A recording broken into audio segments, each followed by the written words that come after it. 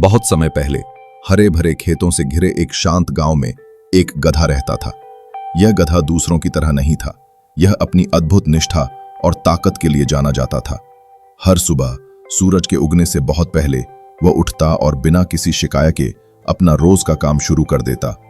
वो खेतों से अनाज और सब्जियों की भारी बोरियां बाजार तक ले जाता, तेज धूप और धूल भरी राहों पर मीलों चलता। उसका मालिक गधे पर सबसे ज्यादा निर्भर करता था। उसे पूरा भरोसा था कि गधा कभी रुकेगा नहीं, कभी धीमा नहीं पड़ेगा। और गधा, जो अपने काम पर गर्व करता था, कभी मालिक को निराश नहीं करना चाहता था। एक दिन जब गधा पूरे दिन की मेहनत के बाद आराम कर रहा था, मालिक उसके पास एक चमकती हुई सुनहरी घंटी लेकर आया। ये घंटी, मालिक ने कहा, सभी को दिखाएगी कि तुम कितने मेहनती और महत्वपूर्ण हो। उसने धीरे से वो घंटी गधे की गर्दन में बांध दी। जैसे ही गधा चला, घंटी मधुर स्वर में बजी, एक खूबसूरत आवाज जो पूरे गांव और खेतों में गूंज उठी। गधा बहुत खुश हुआ। उसने पहले कभी खुद को इतना सराहा हुआ महसूस नहीं किया था। घंटी सिर्फ एक सजावट नहीं थी, वो उसकी मेहनत की पहचान बन चुकी थी। उसी पल से गधे ने और भी अधिक मेहनत करने की ठानी, ताकि हर कदम पर घंटी बजे। सुबह से शाम तक दिन हफ्तों में बदले और हफ्ते महीनों में। गधे का काम लगातार बढ़ता गया। अब मालिक भी घंटी की आवाज को मेहनत का संकेत मानने लगा। जब घंटी तेज और साफ बजती तो इसका मतलब होता कि गधा अच्छे से काम कर रहा है। लेकिन मालिक ने कभी गधे की बढ़ती थकान, उसके पैरों की कमजोरी या उसकी पीठ के दर्द पर ध्यान नहीं दिया। एक शाम जब सूरज ढल रहा था और आसमान नारंगी व बैंगनी रंगों में रंगा हुआ था, गधा आखिरकार बैठ गया। बहुत थक गया था, अब खड़ा नहीं हो सकता था। घंटी अभी भी धीमे स्वर में बज रही थी, लेकिन अब उसमें वह ताकत नहीं थी। पास ही एक बैल, जो कई मौसमों से गधे को देखता आया था, चुपचाप पास आया। तुम खुद को इतना क्यों थकाते हो? बैल ने धीरे से पूछा। तुम बहुत ज्यादा बोझ उठा रहे हो। गधे ने एक लंबी सांस ली। ये घंटी, ये दुनिया को बताती है कि मैं कौन हूं।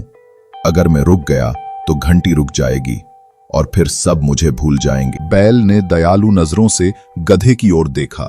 कभी कभी सबसे तेज आवाजें सबसे गहरे दर्द को छुपाती हैं। दुनिया की नहीं, अपनी भी सुनो। दिन बीतते गए।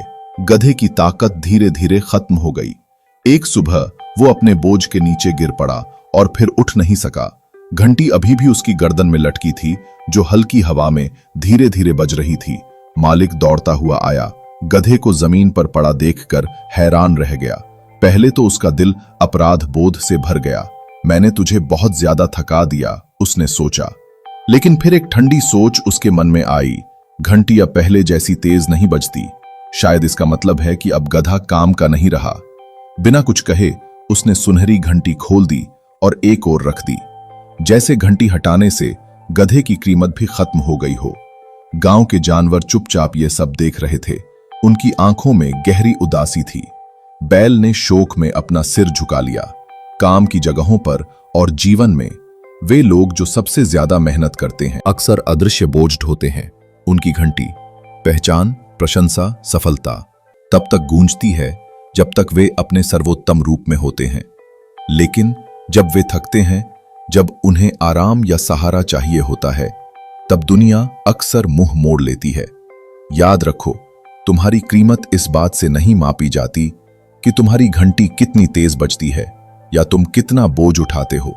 तुम्हारी असली कीमत है तुम्हारे स्वास्थ्य में, तुम्हारी आत्मा में, तुम्हारी इंसानियत में। दुनिया के शोर को अपनी आवाज को दबाने मत दो। अपना ख्याल रखो। जब थक जाओ तो बोलो, संतुलन खोजो, क्योंकि असली ताकत असीम मेहनत में नहीं, बल्कि ये जानने में है कि कब रुकना है, कब खुद को ठीक करना है और कब सिर्फ अपनी आवाज से नहीं, बल्कि अपने अस्तित्व से कीमती महसूस कर